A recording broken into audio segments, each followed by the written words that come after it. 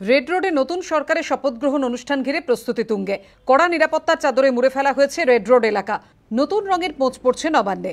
শুক্রবার দুপুর 12:45 রেড রোডে দ্বিতীয়বার মুখ্যমন্ত্রী হিসেবে শপথ নিতে চলেছেন মমতা বন্দ্যোপাধ্যায়। শপথ নেয়ার কথা নতুন মন্ত্রিসভার সদস্যদেরও। সূত্রের খবর, শপথ গ্রহণ অনুষ্ঠানে হাজির থাকবেন ভুটানের প্রধানমন্ত্রী শেরিং তোবগে, কেন্দ্রীয় গ্রামোন্নয়ন মন্ত্রী বেঙ্কাইয়া নাইডু, দিল্লির মুখ্যমন্ত্রী অরবিন্দ কেজরিওয়াল, উত্তরপ্রদেশের মুখ্যমন্ত্রী অখিলেশ যাদব, বিহারের মুখ্যমন্ত্রী নীতিশ কুমার, জম্মু ও কাশ্মীরের প্রাক্তন মুখ্যমন্ত্রী ফারুক আবদুল্লাহ, আরজেডি সভাপতি লালু প্রসাদ যাদব, থাকবেন বাংলাদেশের এক মন্ত্রীও। সব মিলিয়ে রেড রোডে শপথ গ্রহণ অনুষ্ঠানে হাজির থাকবেন 4000 অতিথি। হাই প্রোফাইল এই অনুষ্ঠানকে ঘিরে গোটা এলাকায় কড়া নিরাপত্তা। লালবাজার সূত্রে খবর, শুক্রবার রেড রোড ও লাগোয়া এলাকায় নিরাপত্তার দায়িত্বে থাকবেন 14 জন ডেপুটি কমিশনার পদমর্যাদার পুলিশ আধিকারিক। মোতায়েন থাকবেন 1000 পুলিশ কর্মী।